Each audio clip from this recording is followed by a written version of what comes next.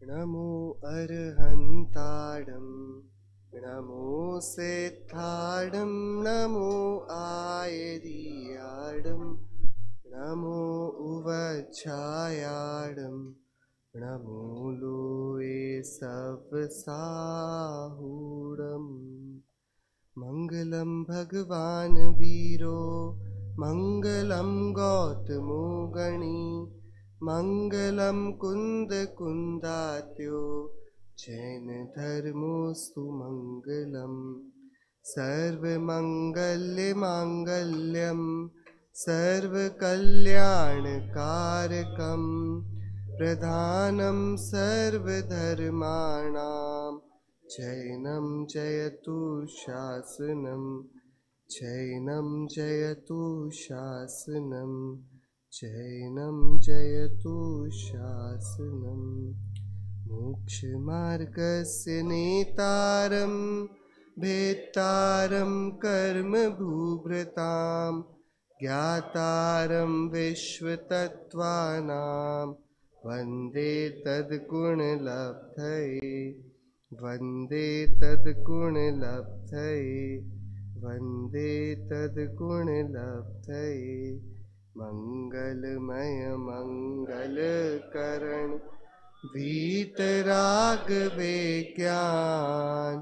नमो ताहि जाते भय अरहन्ताति महान करि मंगल करि हो महा ग्रंथ करन के काज जाते मिले समाज सब आवे निज पद राज आवे निज पद राज।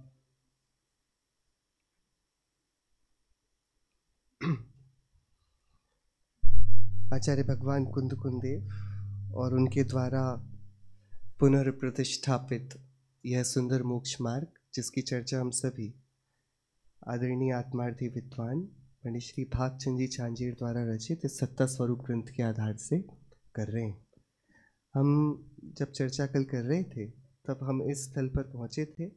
अंतोणत्थि सुईनम कालो थो वयम च दुम्मेह तम नवर सिक्खियवम जी जर मरणक्षयम कुणति। राम सिंह आचार्य हुए, मुनि राम सिंह। उन्होंने पाहुड़ दोहा नामक ग्रंथ लिखा। बहुत सरस, मीठा, सरल और बार बार हमें एकदम झकझोर कर जगाने वाला ग्रंथ है, पढ़ने जैसा है। उस पर क्या बोलते हैं मुनि राम सिंह जी? श्रुतियों का अंत नहीं है, काल थोड़ा है और हम दुर्बुद्धि हैं। क्या हम कैसे हैं? दुर्बुद्धि हैं। इसलिए केवल वही सीखना चाहिए जिससे तू जन्म मरण का क्षय कर सके। सबसे पहले जो इम्पोर्टेंट है ना, वो जो सबसे महत्वपूर्ण है, पहले वो कर लिया जाए।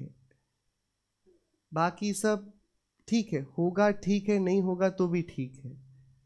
2 दिन बाद परीक्षा हो गणित की और बच्चे को आज ही जनरल नॉलेज में इंटरेस्ट आया है, तो पढ़ाई करेगा तो जीके बढ़ेगा कि नहीं बढ़ेगा उसका? तो उसको पढ़ना चाहिए जनरल नॉलेज के, नहीं बच्चे को?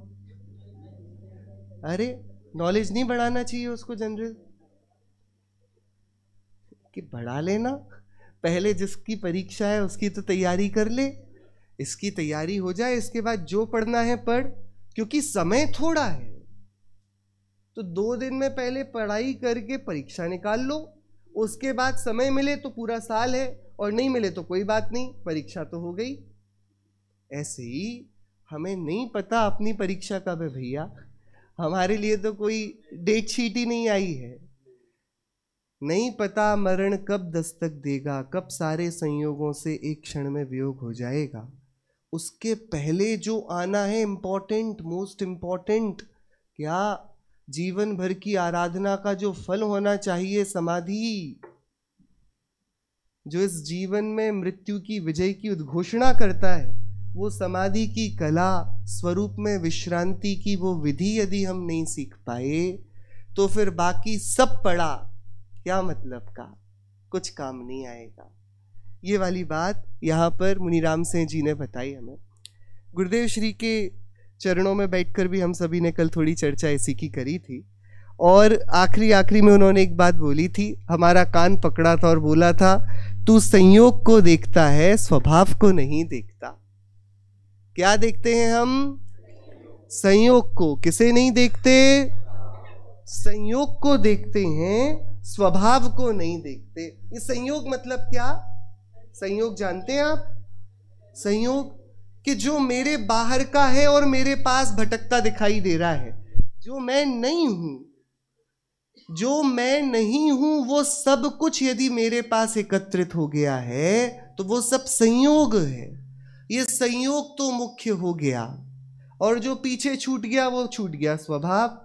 स्वभाव अलग है, संयोग अलग है। जिसे देखने चाहिए, देखने लायक जो है वो है स्वभाव, उसे तो नहीं देखता, संयोग को देखता है। अतएव यह बात ठीक न जम जाए कि आत्मा पर का कुछ कर ही नहीं सकता, तब तक तू तत्संबंधी ज्ञान प्राप्त करने में लगा रह। जब तक क्या समझ में नहीं आए कि आत्मा पर का कुछ कर नहीं सकता, तब तक समझ में नहीं आता तो क्या करते रहना? समझने का प्रयत्न करना। क्या कपड़ा फट गया, अब सीना है, तो अरे भैया वो सुई में धागा जा ही नहीं रहा है, जा ही नहीं रहा है, जा ही नहीं रहा है, क्या करें? क्या करें? छोड़ो, फेंको एक तरफ। क्या करें कि अरे तू करते रहे, जाएगा जाएगा जाएगा। आप लोग क्या ऐसे छोड़, नई सुई लेकर आएंगे? धागा खराब है। क्या खराब है भैया? सुई खराब है कि धागा खराब है? आंख खराब है। क्या खराब है? कि अरे कुछ नहीं, अच्छी आंख वालों का भी एक बार में नहीं जाता। आप में से कोई सूरमा जो एक बार में डाल लेता है सुई में धागा? हाँ, कभी कभी एक बार में चला जाए तो बच्चे का भी चला जाए, और कभी कभी बड़े बड़े दर्जी का ना जाए एक बार में। होता कि नहीं? अरे भैया ऐसा होता कि नहीं आप लोगों के साथ? होता है ना। एक बार में गैस चालू करते आता आप लोगों से? हाँ, आप लोगों से गाड़ी चालू करके आ जाती है, चाबी घुमाई और चालू हो गई। हो जाता, कभी कभी हो जाता है और कभी कभी नहीं भी होता है। तो अरे जब हो जाता है तब तो हमने किया, और जब नहीं हुआ तब किसने किया? क्या बात कितनी सरल है, कितनी सरल। कोई वस्तु किसी दूसरे की अपेक्षा रखती ही नहीं अपने कार्य के लिए, क्योंकि प्रत्येक वस्तु के पास उस वस्तु को बनाता वस्तुत्व गुण है और अपने कार्य को कराता द्रव्यत्व गुण है। दो गुण हैं। वस्तु के पास अपनी सत्ता है तो कोई बनाने वाला ईश्वर नहीं चाहिए। सत्ता है तो बेकार की नहीं है, उसके पास उसका अर्थ क्रिया कार्यत्व है। वस्तुत्व गुण के कारण वो सत्ता सब प्रयोजन है। और क्योंकि उसके पास काम है, तो जहां प्रकृति ने किसी को कोई उत्तरदायित्व दिया, वहीं प्रकृति ने उस उत्तरदायित्व को पूरा करने की शक्ति भी दी। वो द्रव्यत्व गुण उस कार्य को वस्तु करती है, करती और करती। ना करे ऐसा कभी बनता ही नहीं, बनता ही नहीं। तो तुम ना करोगे तो कार्य ना होगा, ऐसा है ही नहीं। कार्य तो अपने समय में हो। क्या? अतएव यह बात ठीक ना जम जाए कि आत्मा पर का कुछ कर ही नहीं सकता, तब तक तू तत्संबंधी ज्ञान प्राप्त करने में लगा रहे। सर्वज्ञ की बात में अंतर नहीं पड़ सकता। एक द्रव्य दूसरे द्रव्य का नहीं करता। भैया हमें तो समझ में ही नहीं आता है, तो क्या करें कि हम तो मानते हैं कि करता है। ऐसा मत कर। तू ये देख के समझ में क्यों नहीं आई मुझे बात कि पर द्रव्य का मैं कुछ नहीं कर सकता। तो गुरुदेव श्री कितनी करुणा से बोलते हैं। इसलिए जब तक सर्वज्ञ के कथनानुसार तेरे ज्ञान में बात बैठ न जाए, तब तक श्रवण मनन करके ज्ञान प्राप्ति का प्रयत्न करता रह। अब देखो थोड़ी बात कर रहे हो।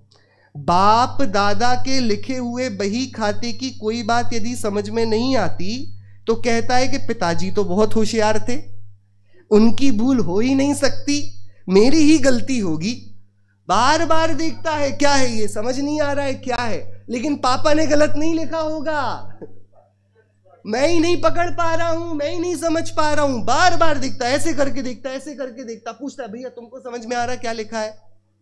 भैया ऐसे ही करते हो आप लोग के नहीं क्या? बाप दादा के लिखे हुए बही खाते की कोई बात यदि समझ में नहीं आती तो कहता है कि पिताजी तो बहुत होशियार थे, उनकी भूल नहीं हो सकती, मेरी ही गलती होगी। इस प्रकार जबकि बाप के बही खाते में शंका नहीं करता, तब फिर जिनवाणी में विश्वास क्यों नहीं करता कि परमात्मा सर्वज्ञ देव की भूल नहीं हो सकती। सर्वज्ञ भगवान के कथनानुसार प्रयोजन भूत रकम की सम्यक श्रद्धा और सम्यक ज्ञान होना चाहिए। सम्यक दर्शन और सम्यक ज्ञान पूर्वक होता है और सम्यक चारित्र होने पर कर्मों का नाश होता है। कर्मों का नाश होने पर सर्व जीवों को प्रिय ऐसा सुख प्रकट होता है। इस प्रकार सम्यक दर्शन ही सुख की नींव है। ये वाली बात पूरी बता दी गुरुदेव श्री ने संक्षेप में। भैया क्या समझना है? एक द्रव्य दूसरे का कुछ करता नहीं तो मतलब क्या हुआ? एक द्रव्य दूसरे का कुछ नहीं करता तो क्या मतलब हुआ? सब द्रव्य अपना अपना करते हैं। क्या मतलब हुआ? दूसरे का नहीं करता, इसका क्या अर्थ हुआ? सब द्रव्य किसका काम करते हैं?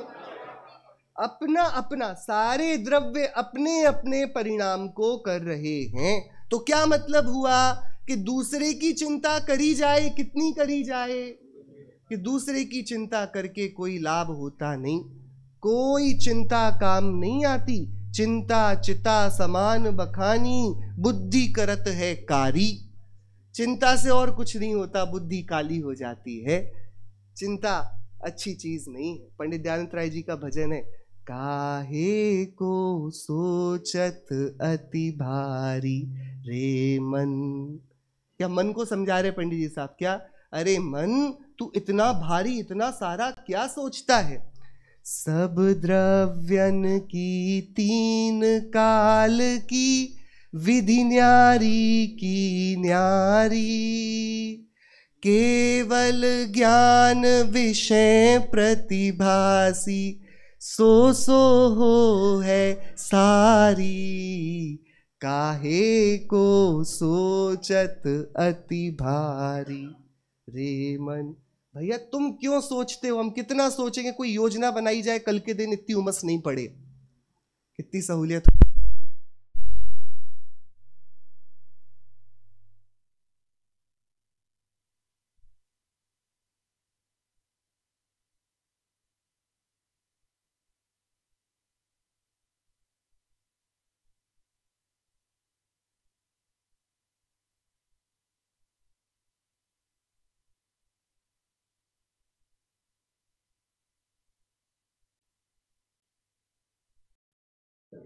क्यों नहीं करी?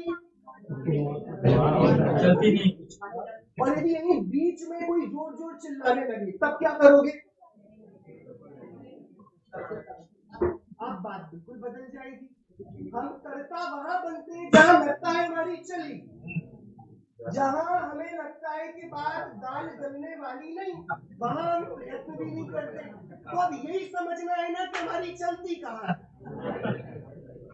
तो भगवान कहते हैं कि सब द्रव्यन की तीन काल की विधि न्यारी की न्यारी। वो तुमसे पूछ ही नहीं रहा कि क्या होने वाला है, और तुम व्यर्थ में अपनी चिट्ठियां लिखे जाते हो। तो लिखो क्या होगा इससे? नहीं, ऐसे कैसे कुछ नहीं होगा। बढ़त है, उपजत है दुख ख्वारी। कुछ नहीं होगा ऐसा नहीं है, पर द्रव्य के विकल्प से कुछ नहीं होगा। नहीं भैया, सोच किए बहुबंध बढ़त है, उपजत है दुख ख्वारी। चिंता चिता समान बखानी, बुद्धि करत है कारी। काहे को सोचत अति भारी। भैया ये आर्त रौद्र ध्यान ये विपत्ति में डाल। गुरुदेव कहते थे अभी हंस हंस कर पाप करता है, जब उदय आएगा तब ज्ञानी की भी आंख में आंसू आ जाएं तेरा दुख देखकर। क्या वो तो समझे हुए हैं, वे तो जानते हैं स्वयं किए जो कर्म शुभाशुभ फल निश्चय। पर तू ऐसा तड़पेगा, पसीज जाएगी आत्मा दूसरों की, देखने वाला घबरा जाएगा, तेरे पे क्या बीतेगी तू जाने। नहीं देखे आपने दूसरों के ऐसे दुख नहीं देखे जब आप कांप गए हो अंदर से? ये किसका परिणाम है? ये परद्रव्य को कर्ता बनने का, परद्रव्य की चिंता करने का फल है। क्या? तो वो बोलता भैया हम बंद बंद कुछ नहीं जानते, काय का कर्म देखा कर्म क्या। तो उससे बोलते ठीक है, फिर भी रोग सोग उपजत चिंताते। क्या? इस चिंता से भैया कर्म अकेले नहीं बनते।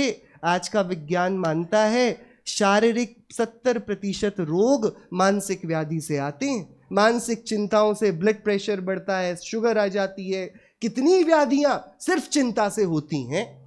तुझे पर भव की चिंता नहीं तो इसकी तो कर ले। आत्मा को मानता नहीं, पर भव को मानता नहीं तो तेरा ईश्वर तो यही रहा शरीर, इसकी तो चिंता कर। इसकी भी सेवा का उपाय निश्चिंत हो जाना है। तू कर्ता बनना छोड़ दे, ये जीवन भी सफल, पर जीवन भी सफल, जन्म मरण व्याधि सब खत्म हो जाएंगी। लेकिन क्या मानना है कि सर्वज्ञ देव की एक बात माननी है, पर द्रव्य एक द्रव्य दूसरे द्रव्य का कुछ करता कुछ नहीं करता। बहुत आराम से, बहुत प्रामाणिकता से इस बात का विचार करना पड़ेगा। सर्वज्ञ भगवान के कथनानुसार करनी पड़ेगी हमको, सर्वज्ञ देव की बात को स्वीकार करना पड़ेगा। देखो आगे कहते हैं, बहुत बहुत गुरुदेव श्री ने इस ग्रंथ में तो एकदम झूम गए, हमको प्रेरणा दे रहे हैं गुरुदेव। कोई पूछे कि जिस सच्चे ज्ञान के होने पर आलस्य वगैरह समस्त दोष दूर हो जाते हैं, वो सच्चा ज्ञान कैसे होता है? हमने पढ़ा था ना, हमें सम्यक ज्ञान कैसे होगा, जिससे चारित्र होगा और फिर कर्म का नाश होगा। तो उसके समाधान के लिए पंडित जी साहब कहते हैं कि सत्य शास्त्र का श्रवण धारण विचार और अनुप्रेक्षा पूर्वक अभ्यास करना चाहिए। सत्य शास्त्र सुनने के साथ धारण होना चाहिए। जीवों को सच्चा सुख चाहिए है और वह सुख सर्व कर्मों के नाश होने पर प्रकट होता है। कर्मों का नाश चारित्र होने पर होता है और चारित्र सम्यक दर्शन सम्यक ज्ञान से होता है। ये गुरुदेव श्री के प्रवचन से पढ़ रहे हैं, उस ग्रंथ में नहीं है। कर्मों का नाश चारित्र होने पर होता है और चारित्र सम्यक दर्शन सम्यक ज्ञान से होता है। और मूल बात, तथा सम्यक दर्शन सम्यक ज्ञान सत शास्त्रों के श्रवण और धारण करने से होता है। किससे होता है? सत शास्त्रों के श्रवण से। और अब देखना, धारण में गुरुदेव श्री खोलते हैं, इसमें धारण करने की मुख्यता है। किसमें? यहां बुद्धि पर सजा के नहीं रखना है कुछ, हृदय में उसकी स्थापना होनी चाहिए। क्या भैया? धारण करना है। क्या? श्रवण, उसके साथ क्या काम है? दूसरा, श्रवण किया, ये 20% हुआ काम भैया, 80% काम है धारणा का, धारण करना है। यदि पूछा जाए कि भाई, अब सुनना, हमसे पूछ रहे हैं गुरुदेव श्री, मानो आज सुबह यहीं थे और अब हमसे पूछ रहे हैं, यदि पूछा जाए कि भाई सवेरे तुमने समय सार की चर्चा में क्या सुना था? बोलो भैया, क्या सुना था? याद आपको क्या सुना था आज? कौन सा बोल चला था आज? तत तत। बहुत सुंदर। तो उत्तर मिलता है कि याद नहीं रहा, किंतु ऐसे श्रवण से काम नहीं चलेगा। देखो अब क्या बोल, संसार व्यवहार में यदि किसी से कुछ ऋण लेना बाकी हो तो वह उसे बराबर याद रखता है। उस कर्जदार को देखते ही उसका नाम बाद में याद आता है। किसी से पैसे लेने हो, वो दूर से दिखता है तो पहले क्या याद आता है? कई लोग तो पूछना भूल जाते, भैया कैसे हो, कब दे रहे हो। पहला प्रश्न क्या क्या या कितना कितना एक बार अभ्यास करना पड़ता है। बार बार आप खोलकर पोथी देखते होगे किससे कितना लेना है। अरे एक बार पैसे दिए नहीं कि वो अमिट छप गया स्मृति में। संसार व्यवहार में यदि किसी से कुछ ऋण लेना बाकी हो तो वह उसे बराबर याद रखता है। उस कर्जदार को देखते ही याद आ जाता है कि इससे कर्ज लेना बाकी है। जिस प्रकार ऋण संबंधी धारणा बना रखी है, उसी प्रकार मुमुक्षु जीव सत्य शास्त्र को यथार्थ रीत्या धारण करे और धारण करने के बाद उस पर विचार करना चाहिए। धारणा का ये मतलब है भैया, क्या हम इतने लोगों से मिलते हैं, इतने सारे नाना प्रकार के प्रसंग बनते हैं, हमें कितनी बार अजीव तत्व, आश्रव तत्व, पुण्य तत्व, पाप तत्व, संवर तत्व, बंध तत्व ये याद आते हैं। कितनी बार हम कितनी बार किसी जीव तत्व की स्मृति लेकर आते, जबकि पूरा का पूरा संबोधन, पूरा का पूरा विचारों का आदान प्रदान जीव से हो रहा है। शरीर सामने बीच में एक यंत्र की तरह खड़ा हुआ है, लेकिन उस वक्त भी हमें ये वाली बात तो याद ही नहीं आती कि सातों तत्व, छहों द्रव्य, सब कुछ यहीं तो घटित हो रहे थे, क्योंकि धारणा नहीं करी। और धारण करने के बाद उस पर विचार करना चाहिए। तत्पश्चात आमनाएं अर्थात उसे दूसरे आगमों से मिलान करना चाहिए। और आत्मा शुद्ध है, आत्मा ज्ञान स्वरूप है, आत्मा के गुण इस प्रकार हैं, उसकी निर्मल स्पष्ट ज्योति ऐसी है इत्यादि अनुप्रेक्षा पूर्वक बारंबार चिंतन करना चाहिए। शास्त्र सभा में जाकर घंटे 2 घंटे तक धर्म की बात सुनते हैं और फिर घर जाकर विकथाओं में लग जाते हैं, यह अनुप्रेक्षा नहीं कही जा सकती। विचार करना भैया, अपन को विचार करना। अपन यहाँ आए हैं तो हम इसलिए नहीं आए कि हम कुछ जानकारी बढ़ा लें, हम इसलिए आए कि अपने जीवन में कुछ क्रांति लेकर जाएं। कुछ जीवन हमारा ऐसा लगे तो कि भैया ये पुन्नूर गए थे और जब से वहाँ से आए हैं थोड़े अलग हो गए हैं। ऐसा होना चाहिए ना भैया। आप जिस हालत में अस्पताल जाओ और उसी हालत में वापस आओ तो बदनामी किसकी होगी? किसकी बदनामी होगी? अस्पताल की होगी भैया। अपन पुन्नूर क्षेत्र, हमने इतनी सुंदर सुबह पूजन करी, हम इसका नाम खराब करेंगे क्या? हाँ, हम किस लिए आए थे यहाँ? जीवन में निश्चिंत हो जाने के लिए। अपनी जितनी स्वरूप संपदा हमने विस्मृत कर दी है उसका स्मरण ले लेने के लिए। हमारे अब वापस जाने के बाद भी वही परेशानियां, वही चिंताएं बनी रहें, तो हम यहाँ आए क्यों थे? बात समझ में आ रही कि नहीं? क्या बोल रहे हैं गुरुदेव श्री? शास्त्र सभा में जाकर घंटे 2 घंटे, यहाँ तो 6-6 घंटे हो गए भैया, 8-8 घंटे। यहाँ तो मतलब ट्रिपल टाइम्स डोज मिल रहा है अपन को, ज्यादा एक्स्ट्रा ट्रीटमेंट हो रहा है। अभी तो और जल्दी हमें स्वस्थ होना पड़ेगा। फिर घर जाकर विकथाओं में लग जाते हैं, ये अनुप्रेक्षा नहीं कही जा सकती।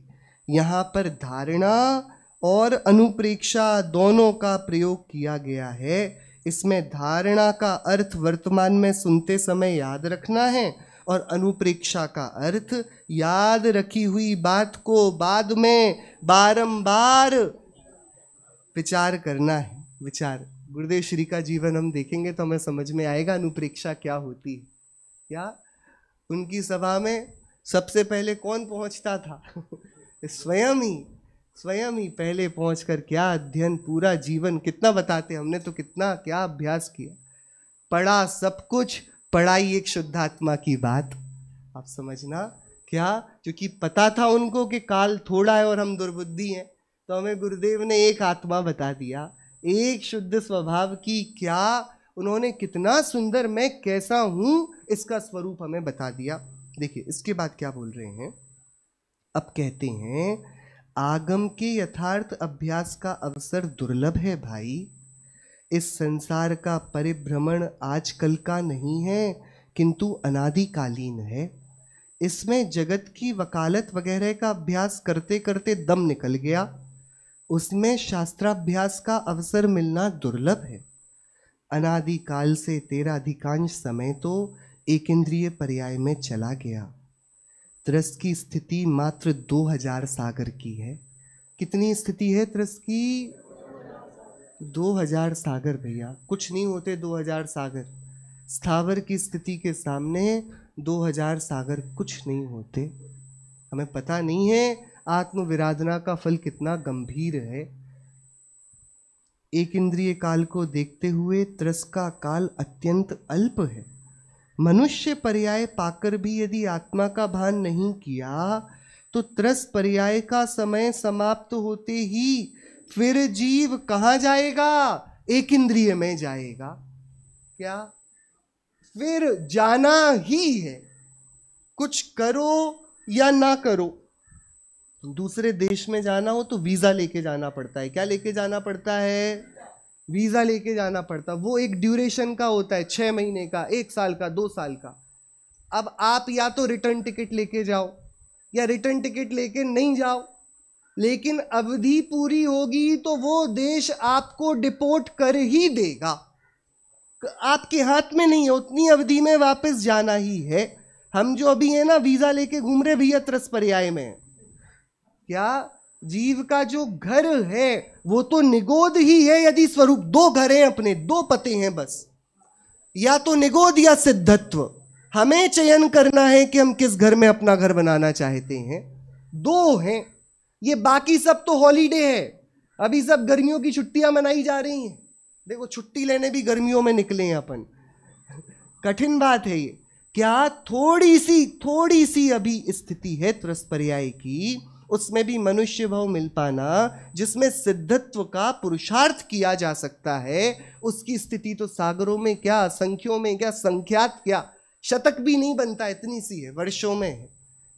उसमें भी मनुष्य पर्याय पाकर भी यदि आत्मा का भान नहीं किया तो त्रस पर्याय का समय समाप्त होते ही फिर जीव एक इंद्रिय में जाएगा। कहाँ जाएंगे हम? भैया आप लोग को ये वाली बातें ऐसी काल्पनिक तो नहीं लगती, प्रामाणिक तो लगती हैं कि नहीं? एक इंद्रिय पर्याय है कि नहीं? अरे एक इंद्रिय जीव देखे आपने कहीं?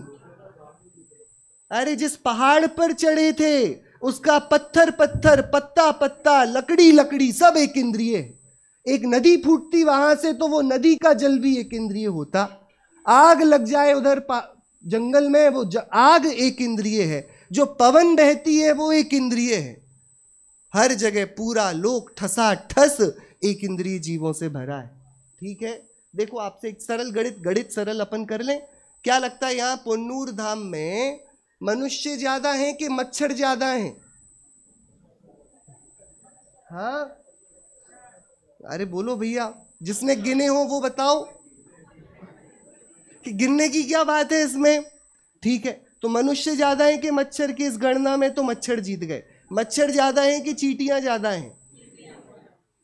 हाँ, और चींटियां ज्यादा हैं कि वो छोटे छोटे जीव जो आप किसी भी पेड़ के पास रुककर देखने लग जाओ तो अपने आप दिखने लगेंगे, वो ज्यादा है। चींटी तो दिख जाती है। और वो ज्यादा हैं कि ये घास, पेड़, फूल, पत्तियां ये ज्यादा हैं। सीधी बात हो गई। देखो पूरा गणित बन गया। सबसे कम है मनुष्य, उससे ज्यादा थोड़े 4 इंद्रिय दिख रहे हैं, 3 इंद्रिय दिख रहे हैं, 2 इंद्रिय दिख रहे हैं, और सबसे ज्यादा 1 इंद्रिय दिख रहे हैं। और यदि हम रैंडम एलोकेशन भी अब करेंगे, ऊपर से ऐसे आत्माओं को छटकाया जाए तो सबसे ज्यादा आत्मा कहां छटकेंगे? क्योंकि वहां ज्यादा अवकाश है। सबसे कम आत्माएं कहां आएंगे? दिख रहा सामने, प्रकट दिख रहा। मनुष्य भव की दुर्लभता के लिए कोई उदाहरण चाहिए? आप गिन के देख लो ना, मनुष्य कितने हैं और त्रियंश कितने हैं। उसमें भी 4 इंद्रिय, 3 इंद्रिय, 2 इंद्रिय, 1 इंद्रिय कितने हैं। इसमें ज्यादा शास्त्र को खोजने की आवश्यकता क्या है? ये मनुष्य हो गए, ये दुर्लभतम, ये जीवन का चमत्कार हुआ है अपने साथ, सामान्य अवसर नहीं। ऐसा करके भी, मनुष्य पर्याय पाकर भी यदि आत्मा का भान नहीं किया, किसका भान नहीं किया? अरे आत्मा, आत्मा कौन है? अरे ये तो अपनी सभाओं में ऐसे बाहर जाकर आत्मा नाम ले लो, लोग डर जाते हैं। हमने आत्मा को देखा, दूर दूर हो जाएंगे लोग आपसे।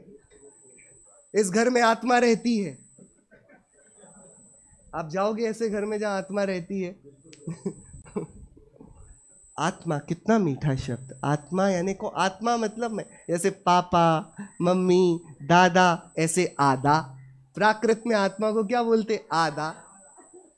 दादा, पापा, चाचा, काका, ये सब दूसरों के लिए, अपने लिए भी तो एक संबोधन चाहिए। तो क्या है वो? आधा। अप्पा, आत्मा, मैं, अहम, अलग अलग भाषाओं में अपने को बुलाया जा रहा है। ये एक ऐसी चीज है, सब शून्य हो जाए ये शून्य नहीं हो सकती।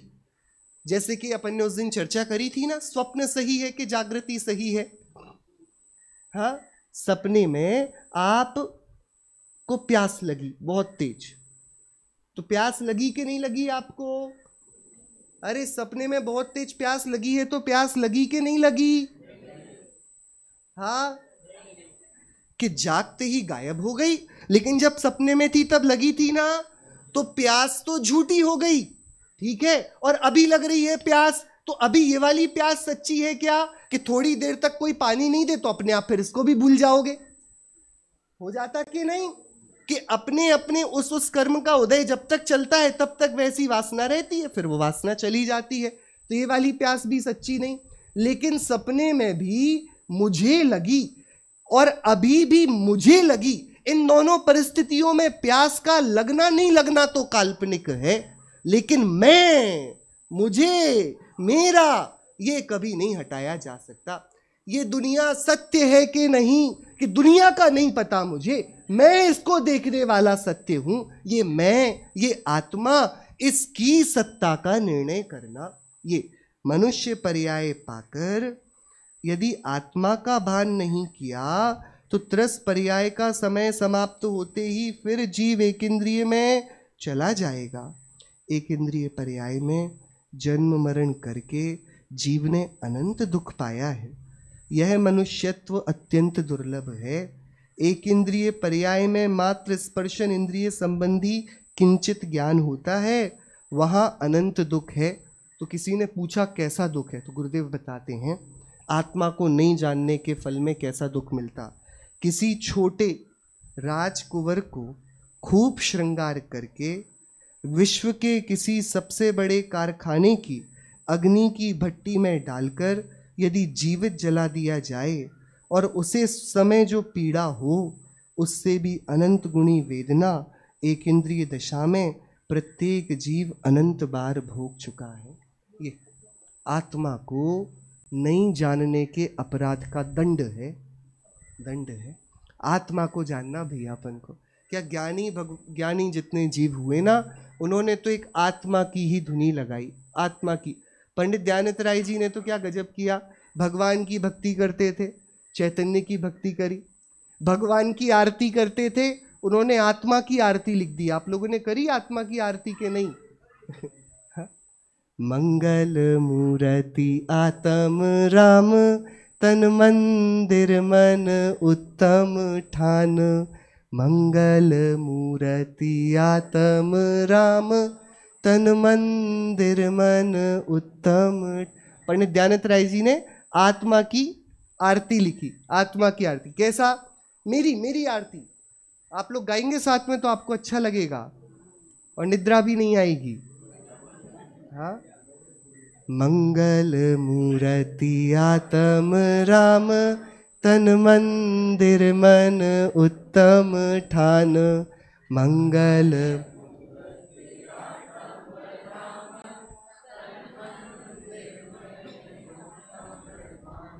मंगल मूर्ति कौन है? कि आत्म राम, ये मैं। कैस कहाँ पर है ये? कि एक तन नाम का मंदिर है, उसमें मन नाम की वेदी है जो उत्तम है, उधर पर ये आत्मा विराजमान है। पंडित दयानंद राय जी अपने आप को मन की उत्तम वेदी में विराजमान करके चैतन्य के गीत गा रहे हैं। मंगल मूर्ति आत्म राम, तन मंदिर मन उत्तम ठान। तन मंदिर मन उत्तम ठान। ये मंदिर तो ये शरीर, बाहर तो देखना ही नहीं, शरीर में भी नहीं, शरीर में मन रूपी जो उत्तम वेदी है उस पर ये चैतन्य देव विराजते हैं। उसके बाद उन्होंने क्या किया पता पंडित दयानंद राय जी ने? 8 द्रव्यों से उसकी आरती करी। आपको पढ़ के सुनाते हैं। समय सार फूलन की माल, अनुभव सुख ने वज भरी थाल। समरस जल चंदन आनंद, तंदुल तत्व स्वरूप आमंद। किसका जल लेकर आए? समता रस का तो जल लेकर आए। आत्मा की आरती उतारने के लिए जल चंदन लगेगा ना, नैवेद्य धूप दीप लगेगा कि नहीं? जल किसका लेकर आए? समता का। समता यानी कि राग द्वेष विहीन वीतराग परिणति। उस वीतराग परिणति से आत्मा का जल से अभिषेक होता है भैया। समरस जल चंदन आनंद। और चंदन का काम आनंद देना है ना। हम ज्ञान आनंद वाले थे, हम पूरे आनंद के वैभव को समेटकर आत्मा को समर्पित करने आए। हम आत्मा को अब परेशान क्यों करेंगे? हमारी अज्ञानता जड़ता से हम परेशान होते थे। हमने ज्ञान के चंदन को लपेटा और आनंद आनंद आनंद, पूरा आत्मा आनंदमय हो गया। समरस जल चंदन आनंद, तंदुल तत्व स्वरूप आमंद। और जो तंदुल लेकर आए ना, अक्षत, वो किसके लेकर आए? ये तत्व स्वरूप के। अरे ये तत्व विचार के, क्या मेरा स्वरूप, क्या इसकी स्वच्छ धवलता, उसके मैं तंदुल लेकर आया। विचार कर रहे वेदी में, तत्व विचार से चैतन्य आत्मा की भक्ति की जा रही। और अब क्या चाहिए? पुष्पांजलि चाहिए ना, पुष्प चाहिए। समय सार फूलन की माल। अरे आत्मा का अभिवादन कैसे होगा कि सारी जगती के द्रव्य समय हैं, उनमें सर्वोपरि सर्वोत्कृष्ट तीन भुवन का उत्कृष्ट तत्व, परम तत्व, परम गुण का स्वामी, ये मैं हूं। ऐसा अपने को समस्त समय का सार, जगती का एकमात्र केंद्र, ऐसा मैं हूं। ऐसा पुष्पांजलि से उस आत्मा का अभिवादन किया, सम्मान किया, अभिनंदन किया। समय सार फूलन की माल। और अब क्या चाहिए? नैवेद्य चाहिए। तो नैवेद्य किसका? ये तो खाने की चीज है कोई। हाँ, तो क्या, किसको खाते हैं ज्ञानी? अनुभव सुख ने बज भरी थाल। अरे हम ये अनुभव जिसको पीते पीते अघाते नहीं है, ये अनुभव सुख लेकर आए हैं चैतन्य देव की भक्ति करने, आरती करने। क्या दयानंद राय जी भैया 300 साल हुए, क्या विद्वान हो। एक एक भजन आप पढ़ो, एक एक शुरू से भजन पढ़ो ना, एक चैतन्य के गीत के सिवा और कोई नहीं। आत्म अनुभव कीजे हो, जन्म जरा मरु मरण नाश के अनंत काल लो जीजे हो। आत्म अनुभव कीजे हो, एक भजन। दूसरा, आत्म अनुभव सार हो, अब जिये सार हो प्राणी।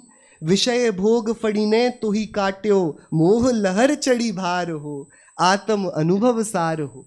अगला भजन, आत्म कांज सवारिये, तजी विषय के लोले। तुम तो चतुर सुजान हो, क्यों करत अलोले।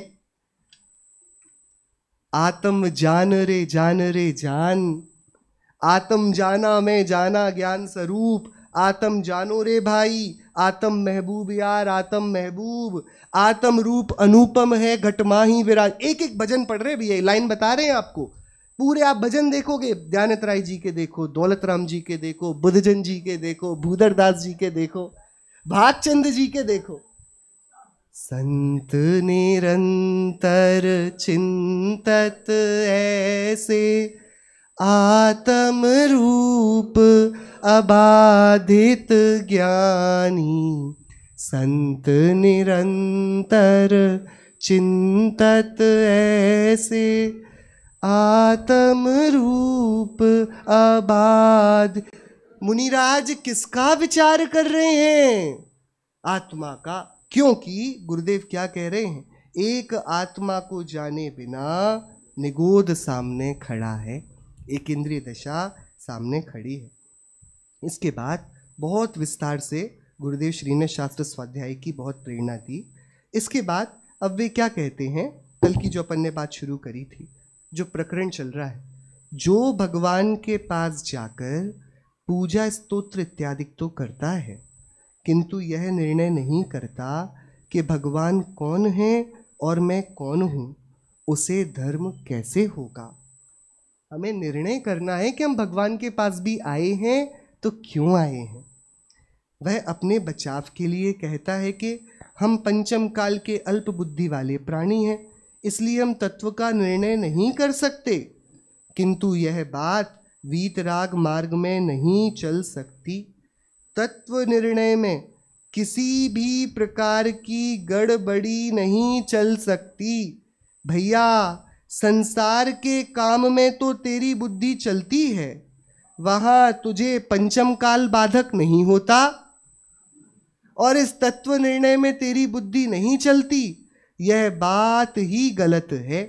वास्तव में तुझे तत्व निर्णय की दरकार नहीं है। कुछ लोग भड़क के कहते हैं कि अरे क्या हमारा सब गलत? ऐसे विपरीत मान्यता वाले भड़क उठें जब ऐसा कहा जाए कि पुण्य करते करते धर्म नहीं होता। फिर भी पुण्य करते करते उससे धर्म हो जाए तो यह अशक्य है। अभी पुण्य करेंगे तो देव होंगे और उसके बाद भगवान के पास जाकर धर्म प्राप्त करेंगे। कितना सही है। अभी देखो अपने पास ज्ञान कितना थोड़ा सा है, वो पूरा धंधा खा लेता है। तो अभी क्या करें ज्ञान करके? अभी पुण्य करते हैं, फिर देव बनेंगे और सीधे भगवान के समक्ष शरण जाएंगे और क्या करेंगे? वहां पर ज्ञान कर लेंगे। इसलिए अभी पुण्य कर लें, इस समय तत्व समझने की आवश्यकता नहीं है। ऐसी मान्यता वाले धर्म को तो प्राप्त नहीं कर पाते, किंतु तत्व के विरोध से नीचे उतरते जाते हैं। आत्मा का निर्णय किए बिना शुभ भाव करके यदि कोई जीव देव हो भी गया तो उससे क्या? वह पुण्य से लाभ मानकर अपने गुणों को तो दग्ध कर रहा है। अरे जीव, आत्मा का भान प्राप्त किए बिना प्रतिक्षण अरबों रुपया पैदा करने वाला बहुत बड़ा राजा भी अनंत बार हुआ, स्वर्ग का बहुत बड़ा देव भी तू अनंत बार हुआ, और ऐसी विक्रिया रिद्धि वाला देव भी हुआ जो एक कल्पना मात्र करके अनेक द्वारका नगरियां, अनेक कृष्ण और अनेक गोपियां दिखा सकता है। किंतु भाई आत्मा का भान किए बिना तेरा उद्धार ना हुआ और तेरे 84 के अवतार का अंत ना हुआ। कुल मिलाकर बात इतनी है कि चैतन्य का, आत्मा का भान यदि नहीं होगा तो हम विपत्ति में पड़े हैं। हम सभी फिर भी ऐसा मान लेते हैं कि नहीं, जीवन में जो आवश्यक है उन चिंताओं को तो करना होगा, आजीविका वगैरह को तो करना होगा। तो उस पर गुणभद्राचार्य ने आत्मानुशासन एक ग्रंथ लिखा, उस पर उन्होंने एक गाथा लिखी, बस उसको पढ़ के अपन पूरा करते हैं। गाथा 37 है आत्मानुशासन ग्रंथ की। पूर्व पुण्य से सहज प्राप्त हो आयु लक्ष्मी सुंदर तन, पुण्योदय बिन मिले नहीं, कर लें जितते अति कष्ट सहन। क्या हमें जो कुछ भी प्राप्त होता है ना, वह कैसे प्राप्त होता है? पूर्व पुण्य से प्राप्त होता है। क्या प्रमाण है कि आपने देखो अच्छी दुकान, अच्छे मकान के लिए तो पुरुषार्थ किया, अच्छे शरीर के लिए क्या पुरुषार्थ किया? बोलो भैया। अच्छा घर तो सजा लोगे, अच्छा शरीर को कैसे सही करोगे बताओ? कुछ शरीर पर कर्तव्य चलता है क्या? अरे कुछ चलता है कि नहीं? आप लोग इतना धीरे क्यों बोल रहे हो? सुन रहे हो आप लोग? चलता है कि नहीं शरीर पर कुछ कर्तव्य? कि जब शरीर पर नहीं चलता तो पता पड़ता है कि जो निकटतम है उस पर कुछ नहीं किया जा सकता, तो बाहर का कुछ भी अपने नियंत्रण में हो ऐसा बनता नहीं, ऐसा बनता नहीं। तब फिर भी तो क्या बोल रहे?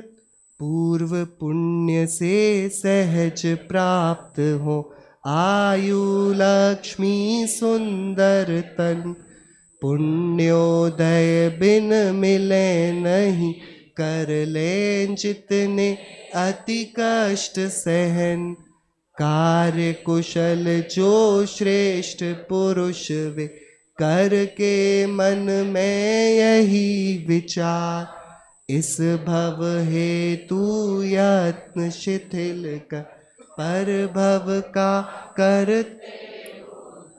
इसलिए जो विवेकी लोग हैं वो ये जान जाते हैं यहाँ जो मिलना है वह मिलकर रहेगा, और जो नहीं मिलना है हम लाख प्रयत्न कर लें मिलेगा नहीं। मेहनत करने से धन संपदा आती है कि नहीं? कि नहीं आती। तो जो लोग विवेकवान हैं, कार्य कुशल हैं, श्रेष्ठ हैं, वे मन में ऐसा विचार करके आपको पता है क्या करते हैं?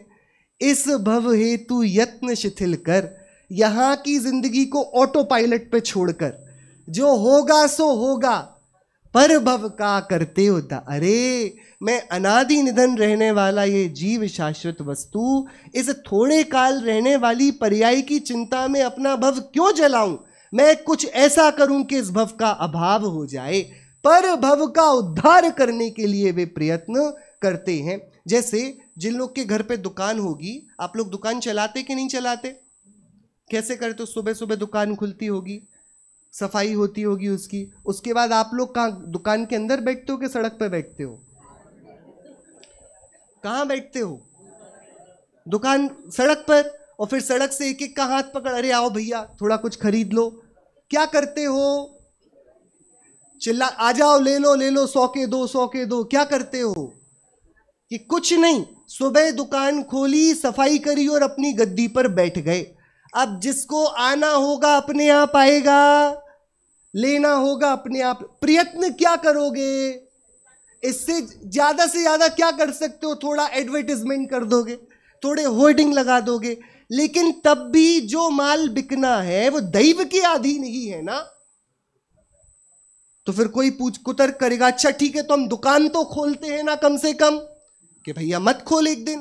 तो उसने नहीं खोली एक दिन, देखो अब क्या होगा। तो वो सोता रहा, उसके पिताजी ने जाके खोल दी। क्या काम क्या होगा? हमें लगता है कि हम कार्य नहीं करें तो नहीं होगा, लेकिन कार्य तो योग्यता अनुसार होगा ही। हम कर्तृत्व मानेंगे तो अपना भव, उपयोग, संपदा सब जला देंगे। तो हमारे तो एक ही काम बचा, तत्व निर्णय से मैं आत्मा हूं, मैं चैतन्य हूं, शुद्ध हूं, पूरा हूं, इस निर्णय पर, इस अनुभूति पर, प्रतीति पर पहुंचना। ये आचार्य गुणभद्र देव भी कह रहे हैं, पंडित भागचंद जी भी कह रहे हैं, गुरुदेव श्री भी कह रहे हैं, और कुंद कुंद देव का मंत्र है जिसे सब दोहरा रहे हैं। हम सभी इसे आत्मसात करें। श्री मंगल भाव।